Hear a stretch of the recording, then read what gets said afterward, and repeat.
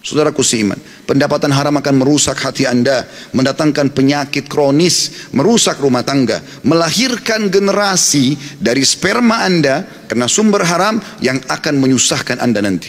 Berapa banyak orang kaya, rumahnya mewah, mobilnya mewah, kaya raya, semuanya yang bisa dipuji oleh manusia, tapi sumber haram. Ternyata lahir anak yang akhirnya jadi pembunuh bagi dia di saat anak itu sudah dewasa dan menyusahkannya.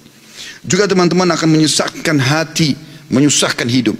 Kalau Anda sampai hari ini masih merasakan gelisah, gundah, sebagaimana cukup banyak kalau ada di antara jemaah yang datang kepada kami di pengajian, bertanya, Ustaz, rumah tangga saya ribut, saya juga susah tidur, ada penyakit yang kronis yang saya tidak bisa sembuh, saya tidak pernah berhasil dalam sebuah usaha. Maka kira-kira apa pendapat Ustaz? Saya cuma mengatakan, coba muhasabah sumber pendapatan Anda. Sudah halal atau masih haram? Kalau masih haram, maka itu permasalahannya. Dan tidak ada subhanallah yang bisa mendatangkan kegundahan dan kegelisahan melebihi harta haram itu sendiri. Lebih parah daripada itu, yang keempat adalah akan mendatangkan azab yang sangat pedih pada hari kiamat. Allah subhanahu wa ta'ala menyebutkan misal masalah riba dalam surah Al-Baqarah ayat 275. A'udzu billahi minasyaitonir rajim. Alladzina ya'kuluna ar-riba la yaqumuna illa kama yaqumu alladhi yatakhabbathu asy-syaitanu minan mas. Dzalika bi annahum qalu innamal bay'u mithlu ar-riba wa ahallallahu al-bay'a wa harrama ar-riba. Faman ja'ahu mau'izatun min rabbi fantaha falahu ma salafa amru ila Allah wa man ada faulaika ashabun nari hum fiha khalidun. Orang-orang yang terus saja memakan riba, maka engkau akan temukan kalau setelah sampai kepada dia argumentasi ini nggak boleh, haram, tapi dia tidak mau dengar, mereka tidak dapat berdiri melainkan seperti berdirinya orang yang kemasukan syaitan lantaran tekanan penyakit gila.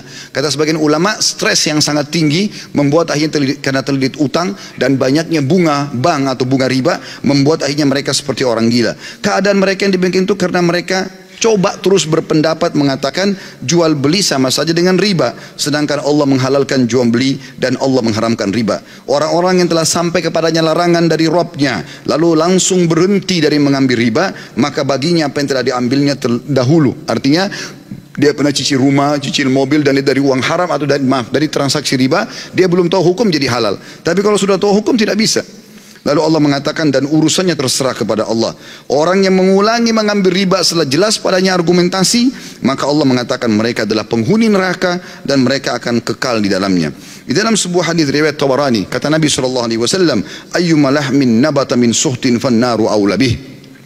Sesungguhnya daging yang tumbuh dari pendapatan yang haram, maka neraka lebih pantas baginya.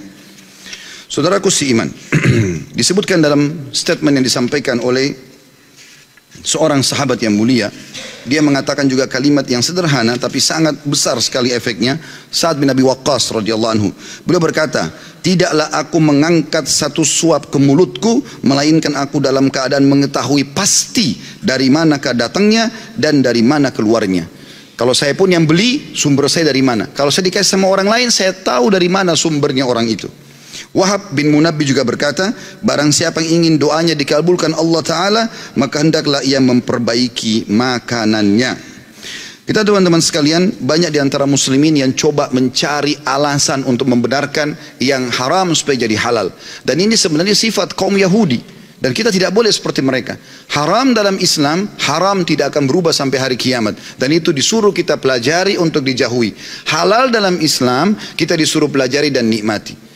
Nabi SAW mengatakan dalam hadis tentang sifat orang Yahudi dalam hadis Bukhari, qatalallahu al-yahud lamma harramallahu alaihim syuhumaha jamaluhu thumma ba'uhu fa'aqaluha. Semoga Allah membinasakan kaum Yahudi ketika Allah mengharamkan kepada mereka lemak bangkai. Bangkai haram, lemaknya pun ikut haram, tidak boleh karena dia sama bagian daripada daging itu. Lalu mereka menyiasatinya dengan cara mereka menarik, mengeluarkan lemak itu, kemudian mereka mengeringkannya, lalu mereka menjual dan memakan nilainya. Saudaraku seiman, perbuatan-perbuatan seperti ini karena mereka lupa kalau Allah Subhanahu wa Ta'ala maha mengetahui, Allah maha melihat, dan Allah itu teman-teman selain daripada dia adalah Ghafurur Rahim, maha pengampun dan maha penyayang, jangan cuma berpegang pada satu ayat itu, tapi Allah juga Syadidul Iqab, amat berat siksaannya.